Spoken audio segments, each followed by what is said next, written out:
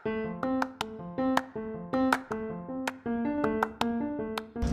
wilayah mungkin seringkali kita gunakan dan dengarkan, seperti wilayah provinsi, wilayah kabupaten, atau bahkan wilayah desa. Namun pada kenyataannya, masih banyak masyarakat yang belum memahami apa itu wilayah sebenarnya. Oleh karena itu, di dalam mata pelajaran geografi kali ini terdapat materi konsep wilayah dan pewilayahan. Materi ini sangat berguna untuk menjelaskan terkait wilayah, klasifikasi wilayah, dan persekutuan wilayah.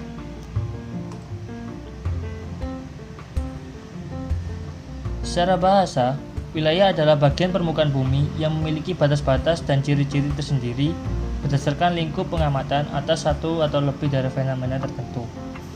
Menurut Taylor, wilayah adalah suatu daerah tertentu di permukaan bumi yang dapat dibedakan dengan daerah tetangganya atas dasar kenampakan yang ada. Sedangkan menurut Rustiadi, wilayah adalah unit geografis dengan batas-batas spesifik tertentu di mana komponen-komponen wilayah ini satu sama lain saling berinteraksi secara fungsional.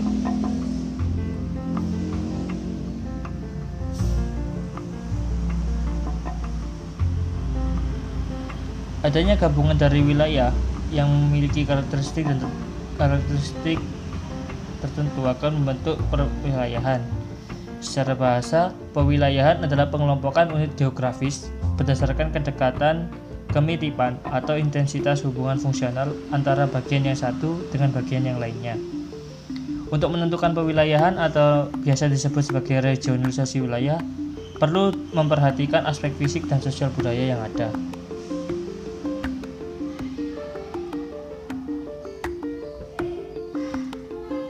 Menurut Geographical Association pada tahun 1937, wilayah dibagi menjadi 4 klasifikasi, yaitu generic region, specific region, uniform region, dan neutral region. Yang pertama ada generic region, yaitu klasifikasi wilayah yang berdasarkan jenisnya, sehingga fungsi wilayah yang bersangkutan diabaikan dan hanya melihat satu kenampakan, seperti iklim, vegetasi, dan fisiografi. Di sini ditampilkan contoh bahwa negara Indonesia adalah negara yang beriklim tropis. Kemudian ada specific region, yaitu klasifikasi wilayah yang berdasarkan pada kondisi yang khas dan berhubungan dengan letak, adat istiadat, budaya, dan kependudukan secara umum. Wilayah ini menekankan pada karakteristik khusus yang dimiliki oleh wilayah tersebut. Seperti yang dicontohkan di sini adalah pembagian zona waktu di Indonesia. Di Indonesia sendiri ada 3 zona waktu, yaitu waktu Indonesia Barat atau WIB, waktu Indonesia Tengah atau WITA, dan juga waktu Indonesia Timur atau WIT. Selanjutnya ada uniform region. Klasifikasi wilayah ini didasarkan pada kesamaan kenampakan termasuk iklim, vegetasi, tanah, landform, pertanian, atau penggunaan lahan. Di sini dicontohkan adanya dua daerah yang memiliki sistem pertanian yang sama, yaitu menggunakan sistem terasering. Selanjutnya ada nodal region. Klasifikasi wilayah ini diatur oleh beberapa pusat kegiatan yang saling dihubungkan oleh jalur transportasi antara satu dengan yang lainnya. Klasifikasi ini memiliki ketergantungan antara pusat atau inti dan juga daerah belakangnya atau interland.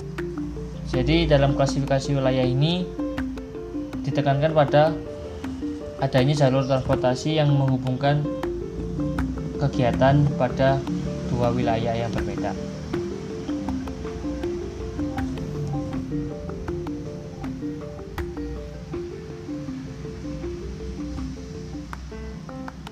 Adanya kesamaan di beberapa wilayah dapat membentuk sebuah persekutuan regional yang didasarkan pada beberapa hal, yang contohnya adalah bidang politik, bidang ekonomi, maupun bidang sosial budaya.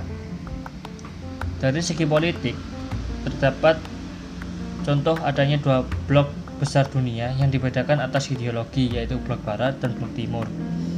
Perbedaan ini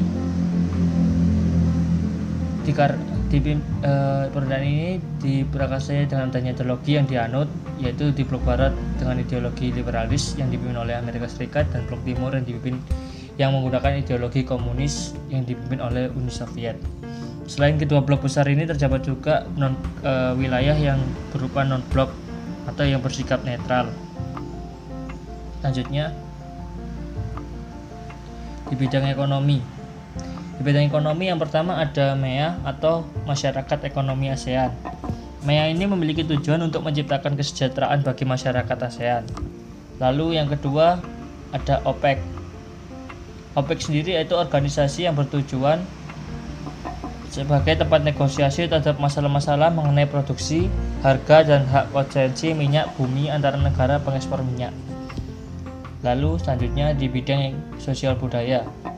Di bidang sosial budaya terdapat contoh organisasi konferensi Islam atau disebut OKI yang memiliki tujuan utama untuk mendukung perjuangan umat Islam untuk melindungi kehormatan, kemerdekaan, dan hak-haknya, serta mendukung perdamaian dan keamanan internasional dan melindungi tempat-tempat suci bagi Islam. Di organisasi ini banyak anggota dari Timur Tengah, namun dapat juga dari beberapa negara lainnya yang bukan Timur Tengah, seperti halnya Indonesia.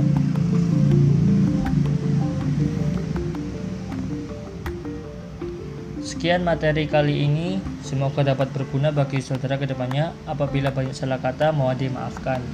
Saya ucapkan terima kasih.